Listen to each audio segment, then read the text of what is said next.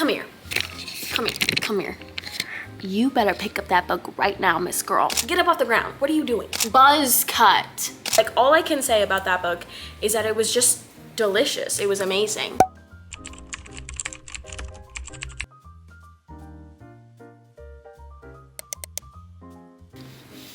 Let's see. Ew. Oh. There we go. 8, 9, 10, 11. Well, how did I get 12? Oh.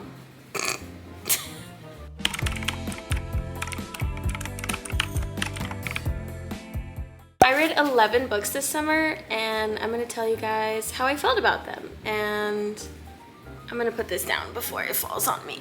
Oh my gosh. Period. Yay. Hey besties.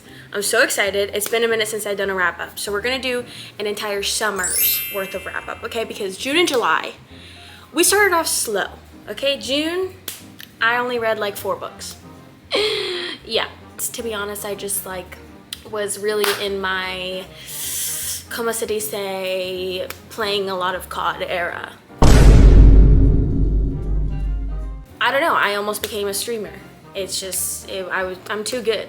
But in July, we got our Libby back. We kicked it up a notch, and I think I read 7 books in July. But we're gonna get into it. I am gonna go in chronological order, but hi, hello, if you are new here, my name is Gabby Giselle, and this is my YouTube channel. Oh my gosh. I'm literally Ariana Grande. So starting in June, we started off strong, okay? We finished the Throne of Glass series. We read Kingdom of Ash. I tabbed a couple of quotes in there. There's some things I didn't tab because I was eating this up, okay? I finished this in like 4 days, 4 or 5 days. This is so good, okay? I don't know what to tell you. I don't know how to convince you. If you haven't read the Throne of Glass series yet, you haven't even started it, you're just like, I can't help you, okay? I really can't help you. There's a reason why it's popular, and it's because it's good. And it's not good in like a dark romance, smutty sensation. There's no smut. Well, there's probably like a little bit, but like maybe 1 or 2 scenes in the entire 8-book series, okay? This is just pure fantasy goodness, all right? This is the conclusion to the entire series. So I'm not gonna tell you what happens in here, but just know that the battle scenes, the war, worth it, okay? The character development from the first 7 books to this is I think 800 or 900 pages, 980 pages. Yeah, finish this in 4 or 5 days. It's good, just read it. This is a 5-star read, 100%, pretty much the entire series. I absolutely ate up. Like, all I can say about that book is that it was just delicious. It was amazing. Nothing else to say, okay? Next, I was like, okay, I need like a realistic, not too deep book. Okay, I'm just gonna pick something up. I've had this Kristen Hanna book on my shelf for probably a year, okay? And, you know, I've heard great things about Kristen Hanna. I've heard The Nightingale is like heartbreaking. I do own it. I haven't read it yet, but I haven't heard much about The Great Alone. So I was like, you know what? This is simple. This is easy. It said something about Alaska. I'm excited. I love the wilderness, okay? We're gonna see some bears. Maybe it's gonna be a cute... No. This, gut-wrenching. Yeah. How about going to 8 books of just absolute turmoil, okay? And like a personal attachment to these characters. Hey, Lenny? This story, so good. This basically follows Lenny and her entire family. And by the way, it's not spelled Lenny, it's spelled Leni, because she's just so different. She's just so different. But Lenny's dad is kind of a kook. Lenny's dad suffers from PTSD after the Vietnam War, and then basically just moves their family around and refuses to take any sort of government aid or anything from the VA to help him get back on his feet.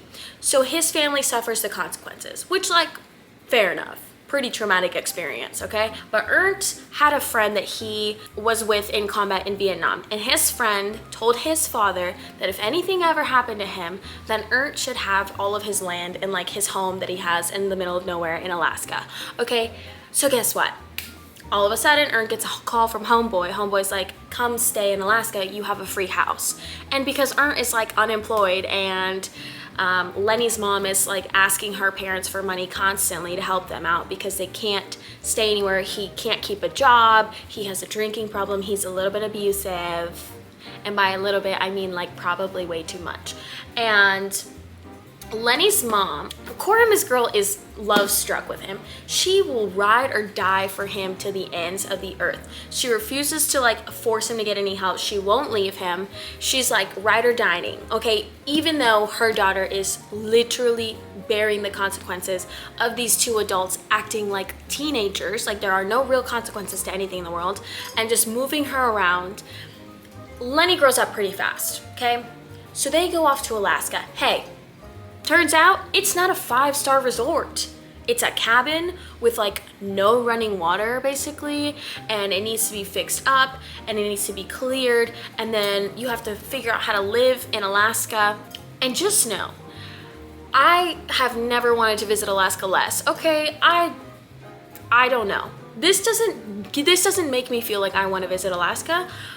But it was such a good story. The struggles that they face, the community that they build, the relationships. The relationships. Do you know that scene from, what is it?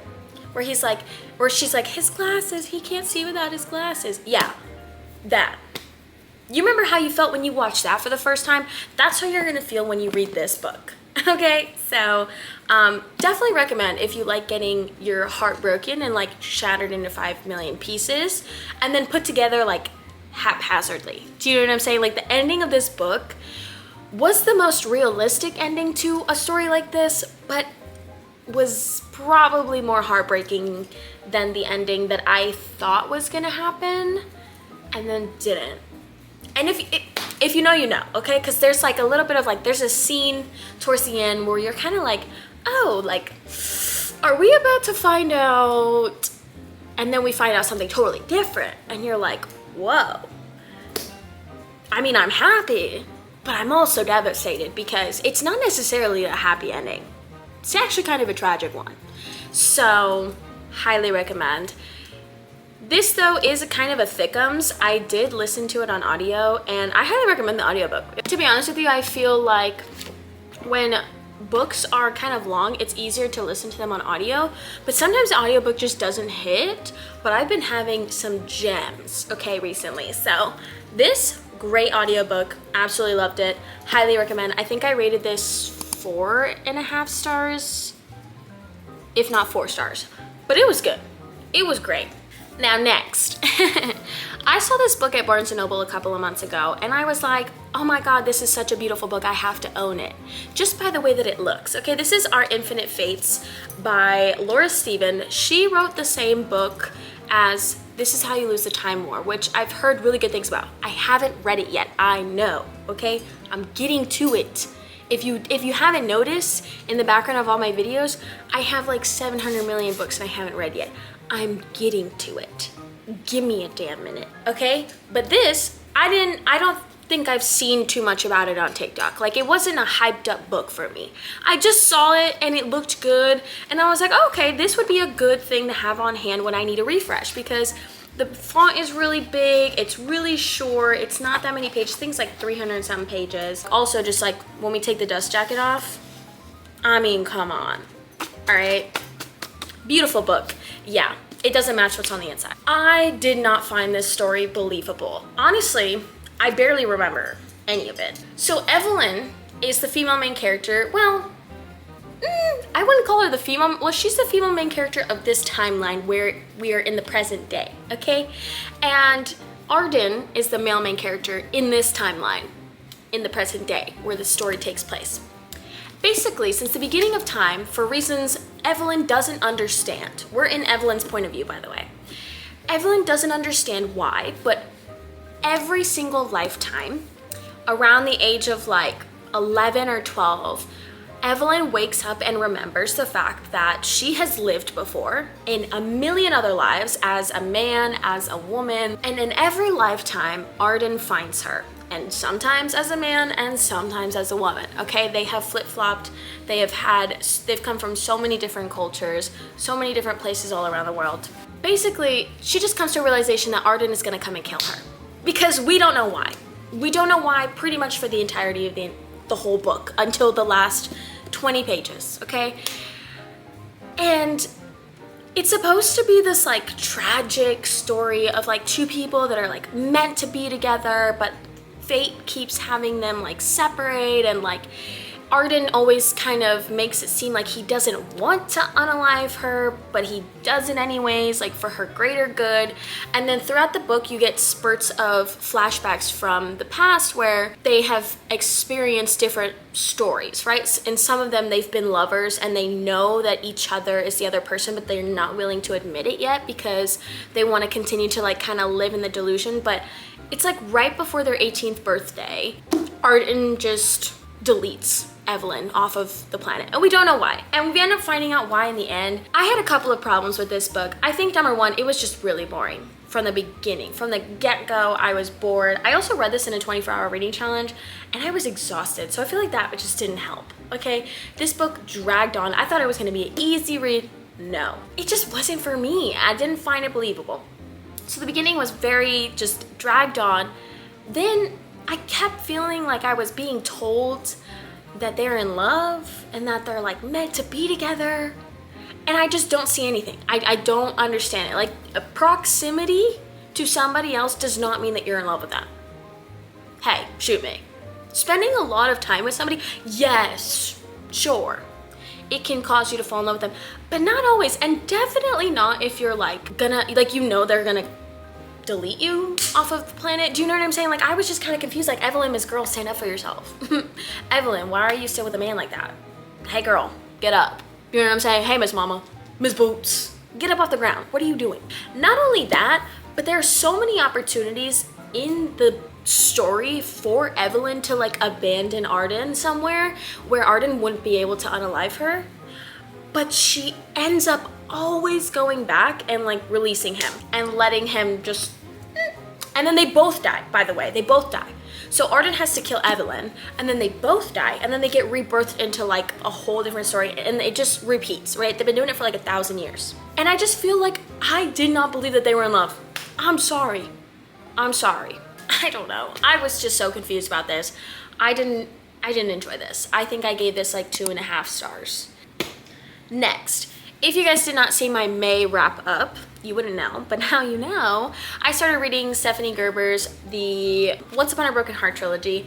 She wrote the Caravel trilogy, and I just finished Caravel on audio, and I'm about to start Legendary. I just got approved for it on Libby. I'm so excited. But I started this series in May. I absolutely loved it. Okay, I listened to it on audio. If you haven't seen my review of that, go check out that video. But I loved it because it was very like Disney fantasy, like cute childhood YA fantasy romance, all right? And like the romance is a very small subplot, okay? Like it's like there, you're getting a little bit of like teasing here and there, okay? You get a lot of teasing in the second book, okay? And this book was tea, Miss Girl. This book was tea. Jax, king. That's king right there, okay? This basically is a continuation of the story from the first book, so I don't want to give away too much of what happens. Just know that I'm like so thoroughly enjoying Stephanie Gerber's books. I know they're YA, I know, okay? But they're good, okay? And I didn't want to read Caravel because I was like, that doesn't sound like something I want to be into, right? Because it was kind of sold to me as like this circus that comes to town and like blah, blah, blah. It's not that at all. It's not that at all. And when I do my August wrap up, I'll explain to you guys what it's about. But just know that the same vibes that are in this trilogy, which I haven't finished it yet, okay? I haven't finished it yet. I had the last book on my TBR. They just don't have it out on audio on Libby. So I think I'm gonna have to use like a audiobooks.com credit or an Audible credit for this. Or I might just read the physical because I do own the physical copy. It is on my TBR shelf right there. That is my immediate TBR. But Yeah, I absolutely love this. I think I probably rated it like 3.5, maybe 4 stars. Every single book in this trilogy, I'm sure it's gonna be a 3.5, if not 5 stars, because they're just good. They're fast, they're easy to read. I feel like these are good to read during like spooky season if you're not into like spooky stuff, if that makes sense. Now, for book club, I don't have this book because I wouldn't spend any of my hard-earned coin on this book. But for book club, at the beginning of June, we voted on a book called Tasting Red by Katie Robert. If you haven't seen my TikTok, if you don't follow me on there, hey, you wouldn't know. But Tasting Red was tasting like absolute doggy poo-poo garbage, okay? It was nothing. It was giving me absolutely nothing. It is smut wrapped up in like a fake plot blanket, a horribly not well developed plot blanket, okay? Smut in the first 20 pages. I'm not joking. It is sold to you. It is marketed as a Red Riding Hood retelling, a spicy Red Riding Hood retelling. It is not that. It is not that. It is literally about a girl named Red. She just uses the names.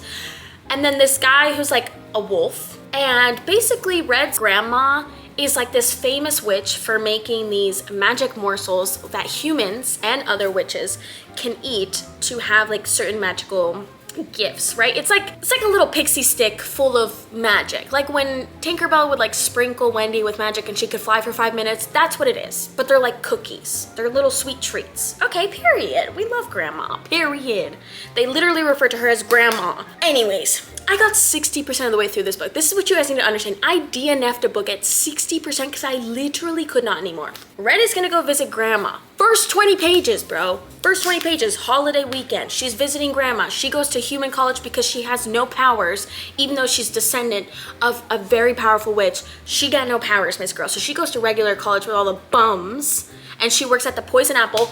Hey, really good idea. Really good idea for a real life bar. Poison Apple, like cute little drinky poos. I'm here for it, right? Like it had so much potential. Well, guess what? Red goes to grandma's house. G-Ma nowhere to be found.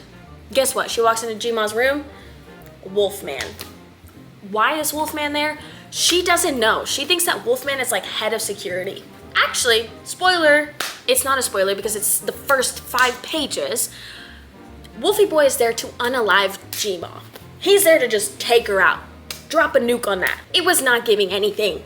This book was not giving anything. They just immediately, she is overcome. Because did I mention Red has this thing where instead of just ovulating like a normal person, she gets like intensely horny and needs to boink like right then and there. Like she can't handle it. Red is at the library where 2 little raggedy ass men are just talking to her for 5 seconds. No, actually, they look at her for 5 seconds and she's like, I gotta have him. Girl, get a grip.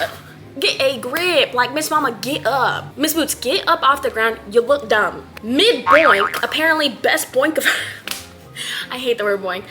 Apparently best boink of her life. Ice Mage bursts through the glass doors because, of course, the walls in this extravagant G-Ma's wood house are made out of glass. Boom.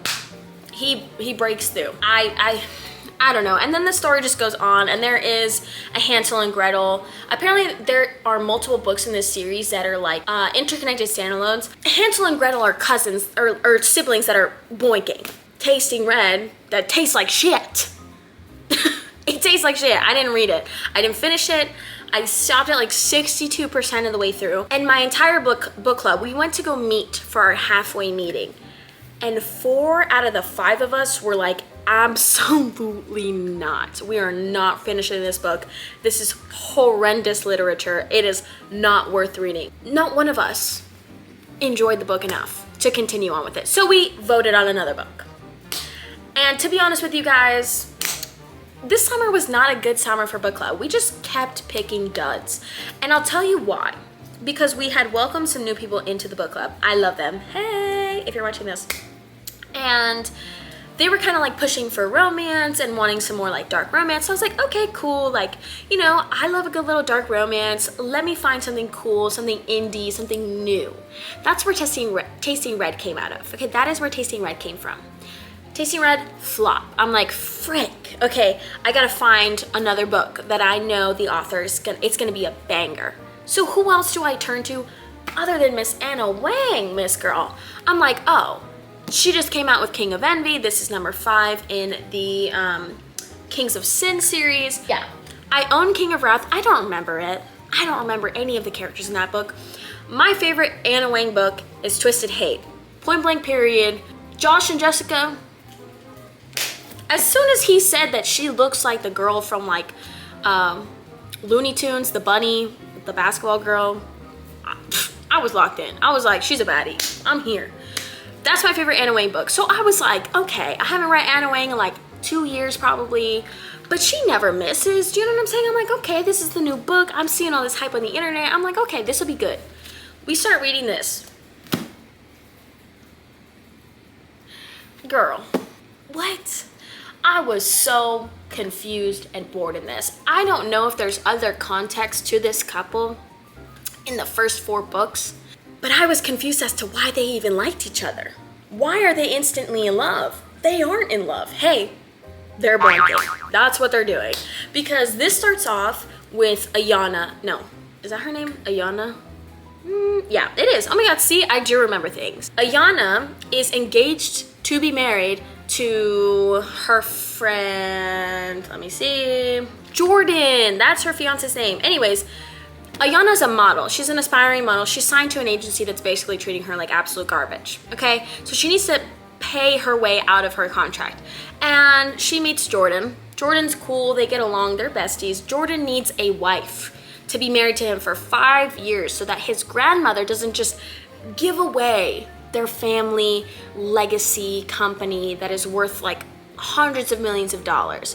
So he offers her like a total $5 million in order to fake marry him and stay fake married to him for 5 years. Problem is, his bestie is a part of like the Armenian mafia and he's hot apparently. I'm just gonna be honest with you, bald-headed men don't do it for me. Actually, not even bald-headed, buzz cut. Buzz cut is not gonna do it for me. I'm sorry. I didn't understand. The only part of this book that I enjoyed was when he spoke to her in Armenian. Other than that, I don't remember anything else that happened in this book. I remember there was like a slight mafia plot where like the mafia was coming after him because he had been previously involved in the mafia, and Ayana's agent is like a creep and Vuk threatens him. Oh, there's this scene where he like puts like an apple in his hand and then stabs the apple with a knife and like barely nicks his palm, period. And like it was just giving me nothing. Ooh, another dud. I think I gave this like a 2.75, if max like a 3-star rating. I just thought it was okay. Moving on. So then in the month of July, I was like, guys, okay, you guys liked this. Everybody kind of liked this more like 2020, 2021 era dark romance authors. So I'm like, okay, Emily McIntyre came out with a book about a year or 2 ago called Hexed. Why don't we read that next? We voted on it. Everybody wanted to read it. So I'm like, great. We read this.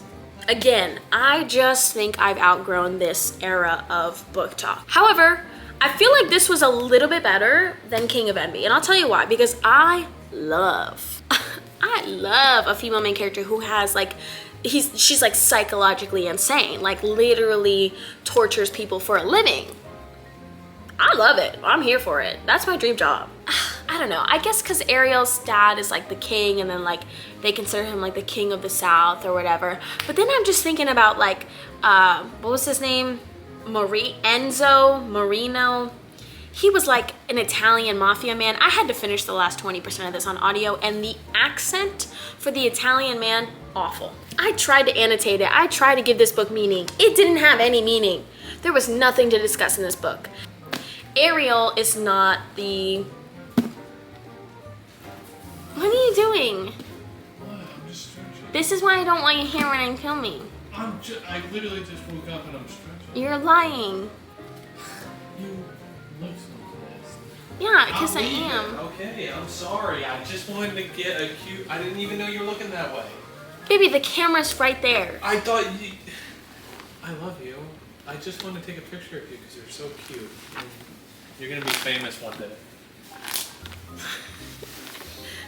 I have a lip plumper on. Here, give me a kiss. You can handle it. I love you. I love you more. God. Anyways, as I was saying, Enzo, I just found him cringy. I didn't find him attractive. I didn't find him interesting. I didn't like the mafia subplot. I felt like it was very low stakes, no real consequences. I was bored.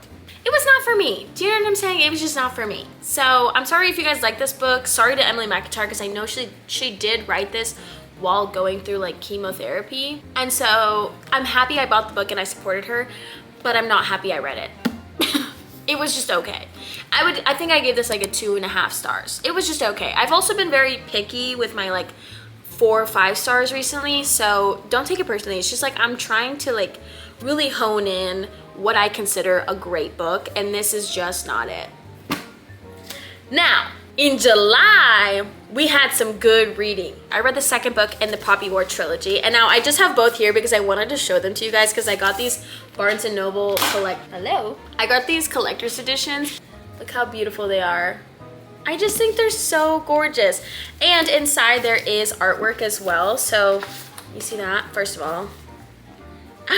Gorgeous, gorgeous. There are illustrations of certain scenes, which is so cool. So I can't wait to like, because I read these both on Kindle, I can't wait to like reread these and actually look at the illustrations. But if you guys haven't heard of the Poppy War trilogy, it basically follows our female main character, Rin, who is an orphan, and she belongs to this family or whatever, and they treat her really poorly. And in order to get away from her like poor drug smuggling family, she decides that she's going to try to test into basically like this world's version of like the SAT to get into like a really good college. And that happens to be Singard, and that is like the best place that you can get into. It's the only one that offers free tuition, and it is like the hardest to get into. She studies really, really hard in the first book, gets in, and then the whole first book is kind of like a setup for the second book, okay? And let me tell you, this book is like character arcs. It's very like coming of age almost, and it's really good, right? I read this, I believe, in like April. Loved it.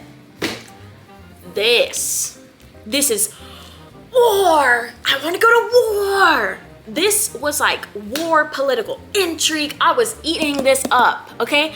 This is a big fatty book, okay? I know it don't look that fatty, but she's like 600 some pages, Miss Girl. 694 pages. I loved this one. This is my favorite so far.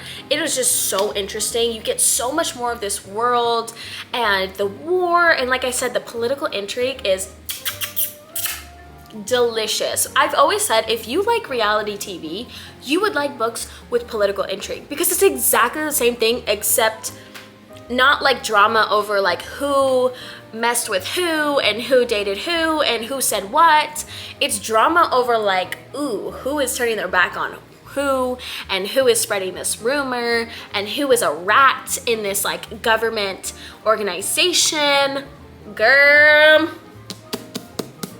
I love this. Miss R.F. Kuang ate down with this book. I think I gave this a 5 stars. It was so good. I highly recommend it. Now, the next book I read is a book that I listened to on audio, and it is also by Kristen Hanna. It is The Women. When I went into this book, I thought it was gonna be like multiple different timelines, one being in the Vietnam War and then one being like in the 1920s.